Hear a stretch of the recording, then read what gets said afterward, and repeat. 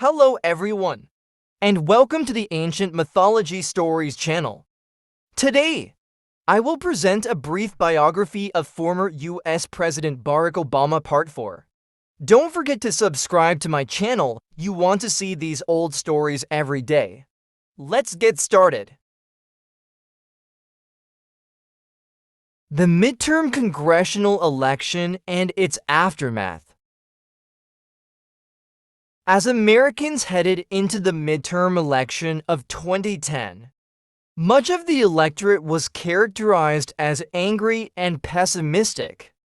The struggling economy and a persistent high level of unemployment were the central issues in an election that was widely viewed as a referendum on the first 2 years of Obama's presidency. In the weeks before the election, Obama campaigned hard for Democratic candidates and sought to convince voters of the importance of his administration's accomplishments, including staving off what some economists believed was a potential economic depression. He also emphasized that the change he had promised as a presidential candidate, as well as the Democratic Congress's efforts to stimulate the economy, would take time.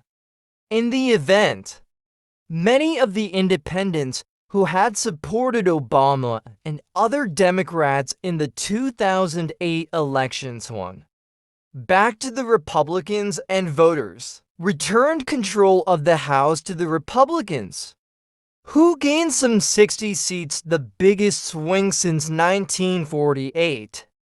Although the Democrats held on to control of the Senate, their majority was severely reduced, chastened, but unbowed by the election results. Obama approached the second half of his term and the challenges of divided government with a renewed call for bipartisanship. With only weeks remaining in the congressional term, Obama and the administration aggressively courted Republicans with compromise proposals that resulted in a flurry of significant legislation that marked the lame duck Congress as one of the most productive bodies in recent memory, and that brought a rebound to the president's popularity. Breaking a campaign pledge, Obama agreed to extend to all Americans, including the wealthiest, for another 2 years the tax cuts that had been enacted under the Bush administration. In return, Republicans voted to extend unemployment benefits. In addition, Congress rescinded the military's "Don't Ask, Don't Tell" policy to allow gays and lesbians to serve openly in the armed forces. Fulfilling one of Obama's campaign promises, Congress passed legislation that increased the number of children served by the school lunch program and improved the quality of food to be provided. And Congress extended medical benefits and compensation for the rescue workers who had responded to the September 11th attacks. Moreover, the Senate ratified a new strategic arms reduction talks start treaty with Russia, one of the administration's top foreign policy goals. On the other hand, a Republican filibuster in the Senate stalled the Development, Relief, and Education for Alien Minors DREAM Act, which would have granted eventual citizenship to aliens brought to the United States when they were age 16 or younger. But even as gridlock was at least temporarily dislodged, and partisanship eased during the season of legislative success, the debate over the vehemence of political polarization was quickly again at the center of the national conversation when, on January 8, 2011, a gunman killed 6 people and critically wounded Gabrielle Giffords, a member of the U.S. House of Representatives, as she met with constituents in Tucson, Arizona. Giffords, a moderate Democrat who had voted to support the health care bill, had already had her office vandalized and had experienced an aggressive challenge to her seat from a Republican candidate who was backed by Tea Party supporters. She survived the gunman's attack in a well-received speech at a memorial for the victims in Tucson.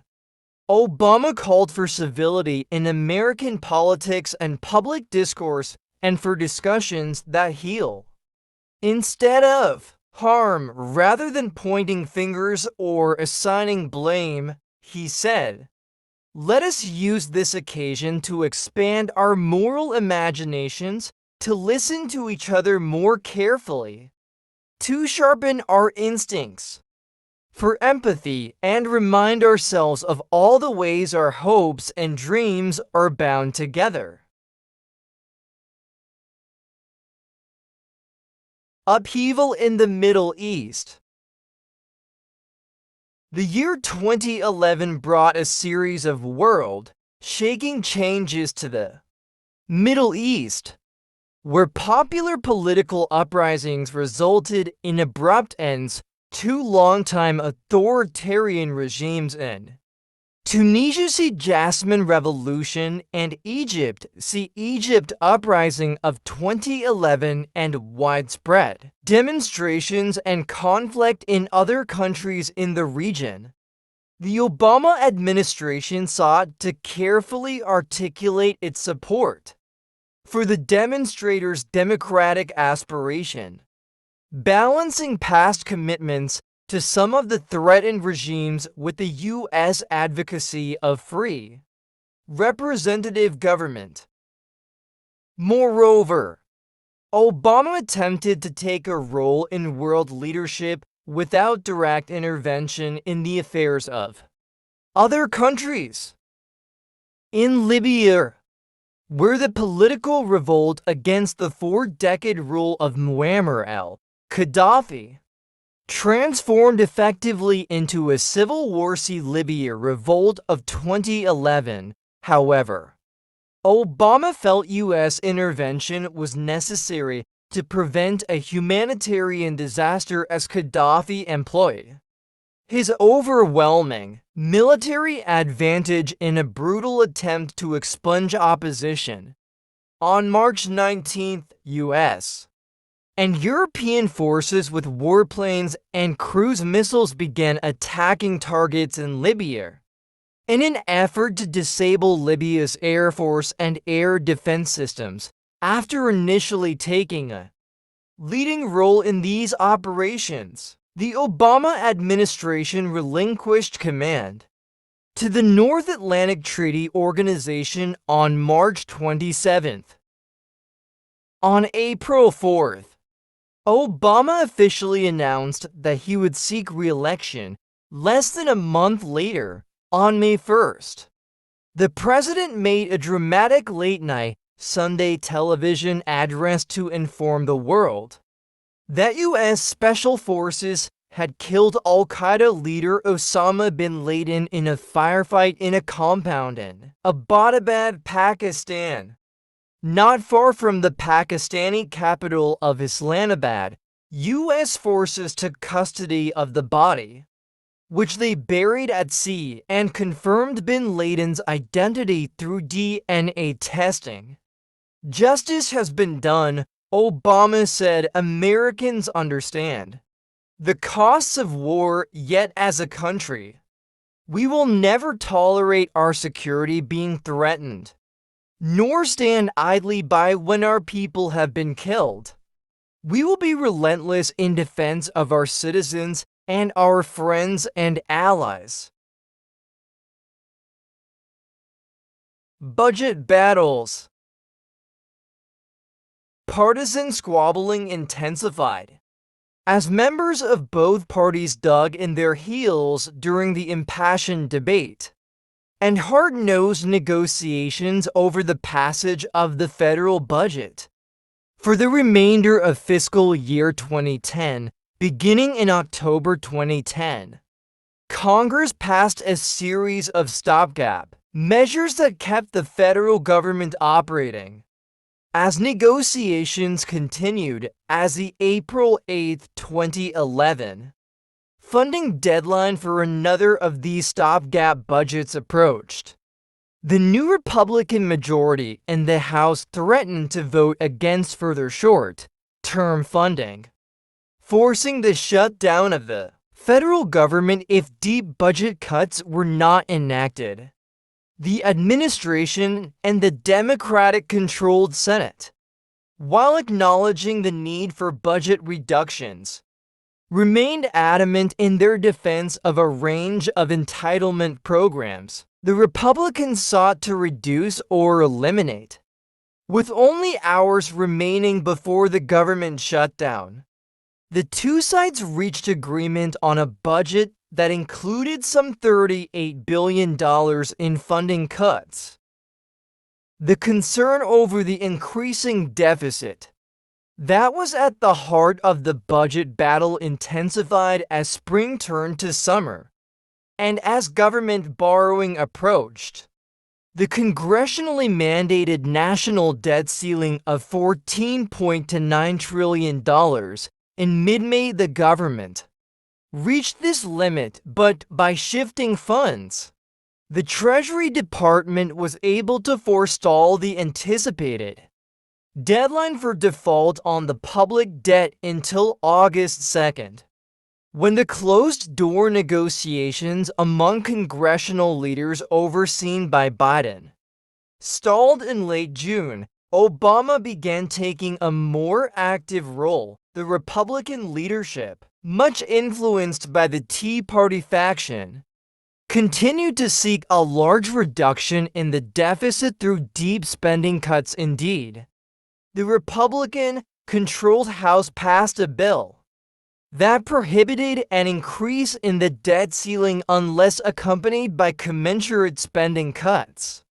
The president and Democrats also proposed spending cuts, but sought to prevent a drastic overhaul of Medicare and Medicaid and called for tax increases for the wealthiest Americans and for the repeal of tax breaks for some corporations, especially those in the oil industry.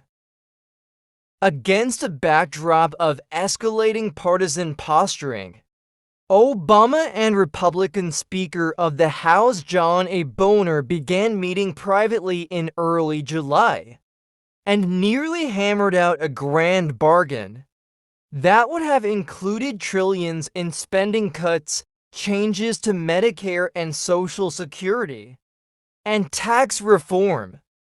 Increases in tax revenue were pivotal to the balanced approach advocated by the president, who wanted the burden of deficit reduction to be shared by everyone, including the wealthiest Americans, who had benefited from the Bush-era tax cuts. The deal foundered toward the end of the month. However, on the level of proposed tax revenue increases, media reports indicated that Boehner had agreed to $800 billion in increased tax revenue, but pulled out of the deal. When the president asked for an additional $400 billion, it was widely believed, though, that Boehner would have had trouble winning -1 Republican support for the agreement in any case, as the threat of default and the possibility of a downgrading of the U.S. government's credit rating grew more imminent. There was an increasing consensus across party lines on the need to raise the debt ceiling absent a broader agreement.